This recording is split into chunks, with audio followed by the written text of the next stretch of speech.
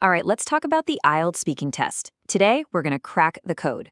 We're going to take a high-scoring Band 8 answer, and we are going to break it down piece by piece so you can see exactly what it takes to get those top marks. So yeah, let's just dive right in.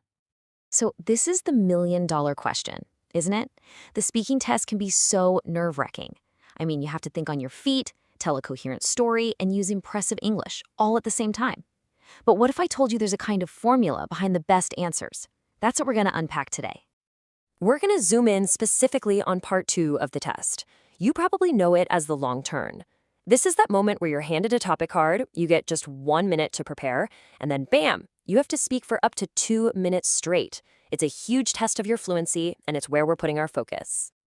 Okay, so first things first, the absolute first step to a great answer is making sure you really, truly understand the question. It sounds obvious, I know, but you'd be surprised how many people panic and just miss the key details. So let's look at the actual task we'll be analyzing. Here it is. The prompt is, describe a time when you helped a stranger. Pretty straightforward. But then the card gives you these little guideposts, the things you should cover. Who is the stranger? What was the situation? How did you actually help them? And, crucially, explain how you felt afterwards. Now, here's a little secret.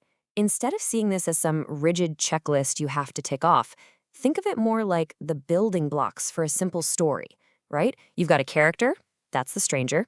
You have a setting and a problem, that's the situation. And then you have the resolution, the help you provided. If you frame it like that, it suddenly becomes way easier to structure your thoughts. All right, now for the main event. We're going to listen to a full Band 8 response to this very prompt. I'm going to read it out for you, and as you listen, don't worry about analyzing it just yet. Just kind of get a feel for the story, the language, and the overall flow. We'll pick it all apart right after. Here we go. One time I helped a stranger. About 6 months ago, when I was at a busy train station, I noticed an elderly man struggling with his luggage near the escalator. He looked very frail and seemed unsure of how to manage on his own. I approached him and asked if he needed assistance, and he gratefully accepted. I carried his suitcase and guided him to the platform where he needed to board his train. While walking, he told me he was visiting his daughter in another city and had difficulty finding his way around because it was his first time traveling alone. I also checked his ticket to confirm he was heading to the correct platform, as he seemed a little confused about the directions. After ensuring he was safely seated on the train and that everything was in order, I wished him a pleasant journey. He thanked me profusely, and it made me feel incredibly happy and fulfilled to have made his day a little easier. It was a small act of kindness, but it reminded me how important it is to help those in need, even if they're strangers. That experience left a lasting impression on me, and I try to be more mindful of situations where I can lend a hand to others. Okay, wow, that was a really solid answer. It just flowed, right? But the question is, why? What are the specific things happening in there that make an examiner think, yep, that's a Band 8. Let's pull back the curtain and deconstruct this thing. The first principle is all about this. You have to paint a picture with your words. A great answer doesn't just give the facts. It makes the examiner see the situation. It creates a little movie in their head. Just look at this specific line. The speaker could have said something really simple, like, he was old and needed help. Fine. But listen to the difference. He looked very frail and seemed unsure. Those two little words, frail and unsure, they instantly create a much more vivid, more empathetic image. That is the power of painting a picture. So think of this as your toolkit for painting that picture. First, you grab strong, descriptive adjectives, words like frail or busy. Next, you focus on showing, not just telling. And finally, you set a clearer scene right from the get-go. Make the examiner feel like they're standing right there next to you. Next up, telling a coherent story. This is huge. A high-scoring answer is never a random collection of sentences. It's a well-structured narrative with a clear beginning, a middle, and an end. The examiner should be able to follow along effortlessly. And this answer illustrates that flow perfectly. It starts in the past, setting the scene. That's the before. Then it moves into the main event, the action of helping. That's the during. And it wraps it all up with a reflection on how it felt. That's the after. This logical progression is just so easy and satisfying to listen to.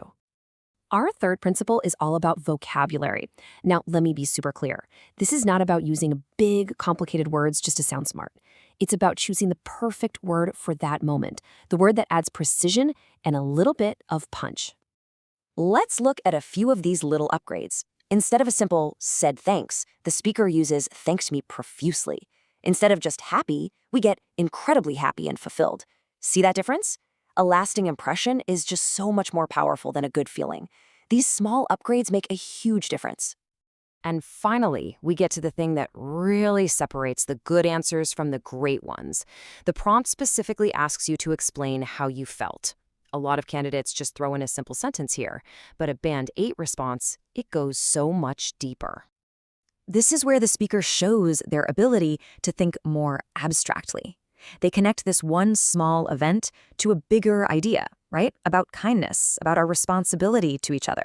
This shows real maturity and a high level of language skill. It's not just about what happened, it's about what the story means. So, we've broken down the answer, we've uncovered these 4 key principles.